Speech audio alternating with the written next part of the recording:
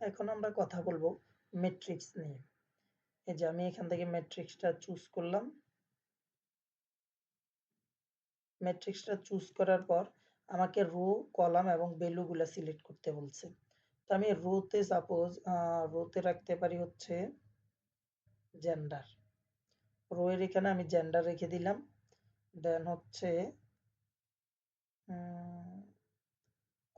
কলামের এখানে আমি টেস্ট এক্সপিরিয়েন্সটা রাখি। কলামের এখানে রাখলাম টেস্ট এক্সপিরিয়েন্স। আমাদের টেস্ট ১ থেকে ৫ এর মধ্যেই দিতে বলেছিল, মানে টেস্টের রেটিং। এটা রাখলাম। দেন হচ্ছে এখন আমি যদি রেসপন্স আইডিটা রাখি ভ্যালুজের ঘরে, তাহলে আমাকে এখানে কি দেখাচ্ছে দেখুন, ফিমেল যারা ১ দিয়েছে, মানে আউট অফ ৫ আমার যে ব্র্যান্ডটা কোল্ড ড্রিংকস এর ব্র্যান্ডকে ফিমেল যারা ১ দিয়েছে এরকম হচ্ছে ৩৫৫। ফিমেল যারা ২ রেটিং দিয়েছে তারা হচ্ছে ৫০৫। ফিমেল যারা ৩ রেটিং দিয়েছে তারা হচ্ছে ১০১৪। ফিমেল যারা ৪ রেটিং দিয়েছে তারা হচ্ছে ৯০১। ঠিক একইভাবে মেল এবং নন বাইনারির ক্ষেত্রেও এটা খাটে।